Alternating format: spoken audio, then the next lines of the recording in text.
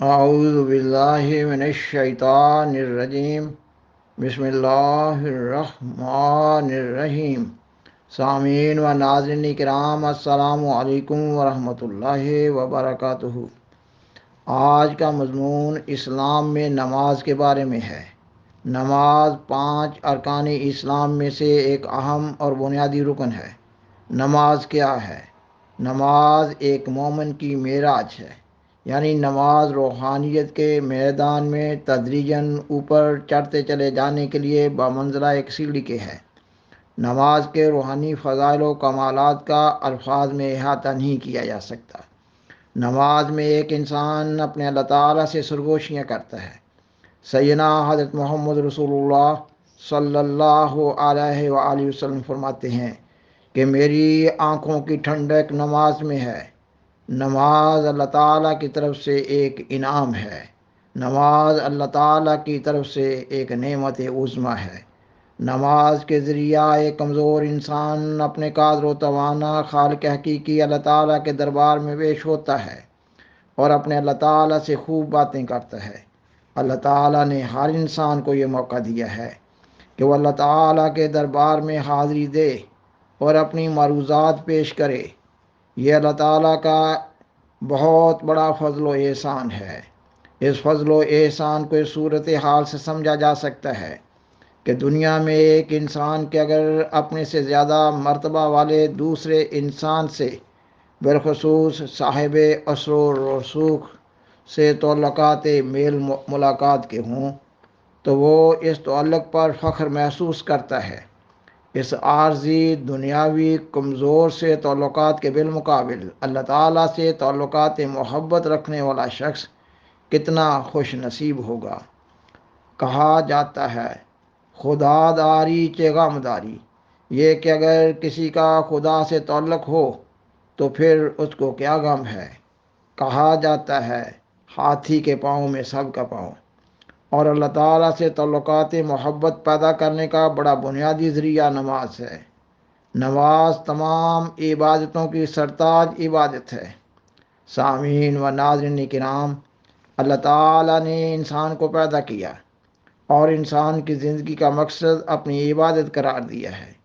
اور اللہ تعالیٰ قرآن مجید کی سورت الذاریات کی آیت 57 میں فرماتا ہے وَمَا خَلَقْتُ الْجِنَّ وَالْإِنسَ إِلَّا لِيَعْبُدُونِ، یہ کہ میں نے ہر چھوٹے بڑے انسان کو اپنی عبادت کے لیے پیدا کیا ہے۔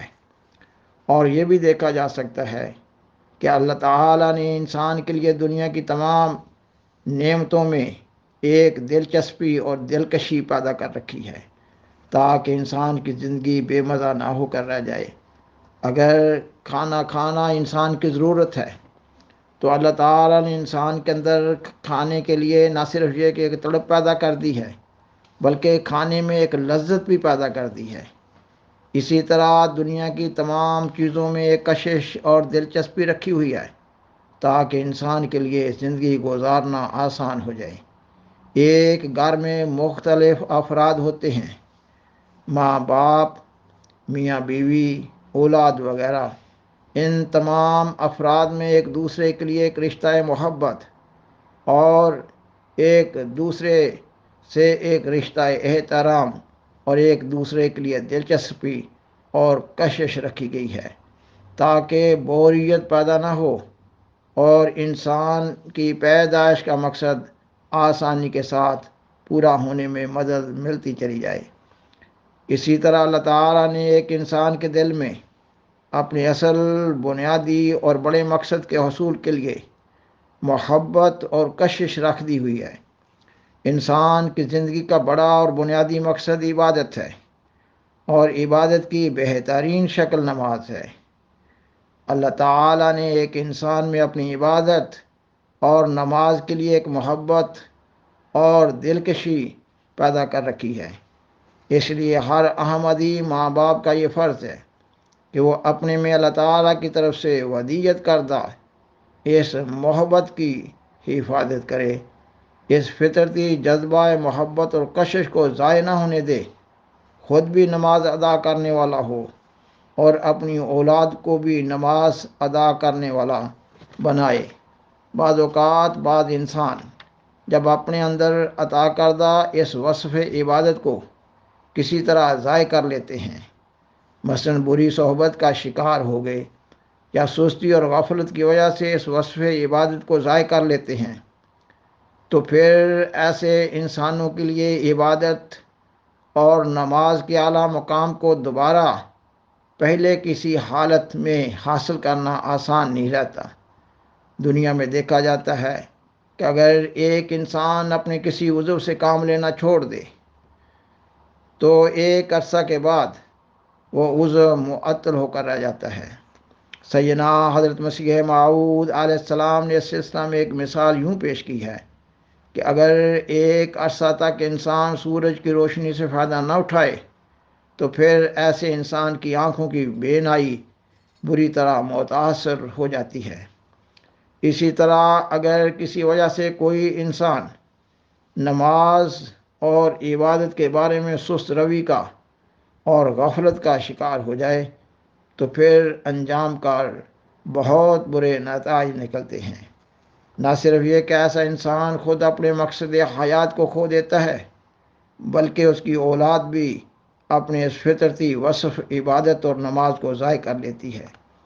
اس غفلت اور اس بے پرواہی اور سست روی کا پھر ایک ہی علاج ہے جو اللہ تعالیٰ نے سورۃ فاتحہ میں سکھایا ہے، یہ کہ ایاک نعبد و ایاک نستعین، یہ کہ اے اللہ تیری ہی عبادت کرتے ہیں اور عبادت کے مقصد کو پانے کے لیے تجھ سے ہی مدد مانگتے ہیں۔ سیدنا حضرت مسیح موعود علیہ السلام نے نماز میں بے ذوقی دور کرنے کا یہ کامیاب علاج بتایا ہے کہ ایاک نعبد و ایاک نستعین کا نماز کی حالت میں سورۃ فاتحہ میں بار بار تکرار کرے۔ بار بار تکرار کرنے سے، دعا کے رنگ میں تکرار سے، دلی تڑپ کے ساتھ اللہ تعالیٰ کے حضور التجا کرتے رہنے سے آخر کار نماز سے بے ذوقی ختم ہو جائے گی اور نماز میں لذت و سرور ملنا شروع ہو جائے گا۔ سامعین و ناظرین کرام، یہ بھی دیکھا گیا ہے کہ جو ماں باپ نماز ادا کرتے ہیں ان کی اولاد بھی نماز کی عادی بن جاتی ہے، کیونکہ ایسی اولاد اپنے ماں باپ سے نمونہ پکڑ رہی ہوتی ہے، اور نماز ایک ایسی عبادت ہے اور ایک ایسا وظیفہ ہے جو کامیاب زندگی گزارنے کا ایک کارگر ہتھیار ہے اور گناہوں کے خلاف بطور بمنزلہ ایک ڈھال کے ہے، اور ایک ایسا پلیٹ فارم ہے جہاں سے ہر نعمت کا حصول ممکن ہے۔ نماز کا مقام وہ پاور سٹیشن ہے جہاں سے ایک انسان اپنی روحانیت کو مضبوط کرتا چلا جاتا ہے۔ سیدنا حضرت مصلح موعود خلیفۃ المسیح ثانی رضی اللہ تعالیٰ عنہ، جن کو الہامی الہی میں سخت ذہین و فہیم کا نام دیا گیا ہے، آپ سورۃ العنکبوت کی آیت نمبر 46 کی، جو کہ 21ویں پارے کی پہلی آیت ہے، یہ کہ ان الصلاۃ تنہی عن الفحشاء والمنکر، یعنی نماز بے حیائی اور ناپسندیدہ باتوں سے روکتی ہے، اس آیت کی تفسیر میں بیان فرماتے ہیں، نماز باجماعت کی عادت ڈالو اور اپنے بچوں کو بھی اس کا پابند بناؤ، کیونکہ بچوں کے اخلاق اور عادات کی درستی اور اصلاح کے لیے میرے نزدیک سب سے زیادہ ضروری امر نماز باجماعت ہی ہے۔ مجھے اپنی زندگی میں اتنے لوگوں سے ملنے اور مختلف حالات کی جانچ پڑتال کا موقع ملا ہے، اور ساتھ ہی خدا تعالیٰ نے میری طبیعت کو ایسا حساس بنایا ہے کہ 100 سال کی عمر پانے والے بھی اپنی عمر کے تجربوں کے بعد دنیا کی اونچ نیچ اور اچھے برے کو اتنا محسوس نہیں کر سکتے جتنا میں محسوس کرتا ہوں، اور میں نے اپنے تجربہ میں نماز باجماعت سے بڑھ کر اور کوئی چیز نیکی کے لیے ایسی مؤثر نہیں دیکھی۔ سب سے بڑھ کر نیکی کا اثر کرنے والی نماز باجماعت ہی ہے۔ اگر میں ان الصلاۃ تنہی عن الفحشاء والمنکر کی پوری تشریح نہ کر سکوں تو میں اپنا قصور سمجھوں گا، ورنہ میرے نزدیک نماز باجماعت کا پابند خواہ اپنی بدیوں میں ترقی کرتے کرتے ابلیس سے بھی آگے نکل جائے، پھر بھی میرے نزدیک اس کی اصلاح کا موقع ہاتھ سے نہیں گیا۔ ایک شمع بر اور ایک رائی کے برابر بھی میرے خیال میں نہیں آتا کہ کوئی شخص نماز باجماعت کا پابند ہو اور پھر اس کی اصلاح کا موقع نہ رہے، خواہ وہ کتنا ہی بدیوں میں مبتلا کیوں نہ ہو گیا ہو۔ نیکی کے متعلق نماز کے مؤثر ہونے کا مجھے اتنا کامل یقین ہے کہ میں خدا تعالیٰ کی قسم کھا کر بھی کہہ سکتا ہوں کہ نماز باجماعت کا پابند خواہ کتنا ہی بد اعمال کیوں نہ ہو گیا ہو، اس کی ضرور اصلاح ہو سکتی ہے اور وہ ضائع نہیں ہوتا، اور میں شرح صدر سے کہہ سکتا ہوں کہ آخری وقت تک اس کے لیے اصلاح کا موقع ہے، مگر وہ نماز باجماعت کا پابند اس رنگ میں ہو کہ اس کو اس میں لذت اور سرور حاصل ہو۔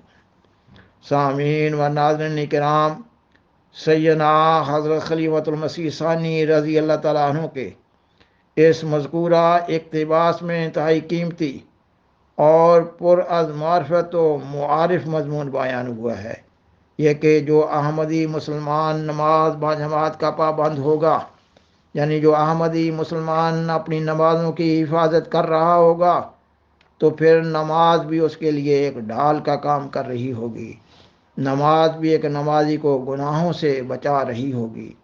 اول تو نماز باجماعت کا عادی احمدی مسلمان گناہوں میں مبتلا ہی نہ ہوگا، لیکن اگر خدا نخواستہ کسی وقتی اور عارضی جذبہ کے تحت غافل ہو کر برائیوں کی طرف توجہ کر رہا ہوگا، نماز اس کے لیے اصلاح کا موقع پیدا کر دے گی۔ امر واقعہ یہ ہے کہ سیدنا حضرت خلیفۃ المسیح ثانی رضی اللہ تعالیٰ عنہ اپنی روحانیت کی بنیاد پر بات کر رہے ہیں۔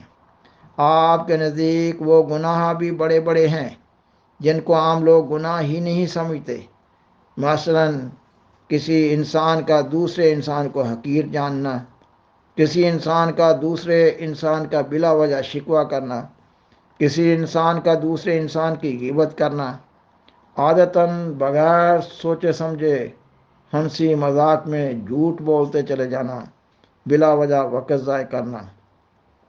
سیدنا حضرت خلیفۃ المسیح ثانی رضی اللہ تعالیٰ عنہ فرما رہے ہیں کہ نماز آخر کار ایک انسان کو تمام چھوٹے بڑے گناہوں سے بالکل پاک صاف بنا دیتی ہے۔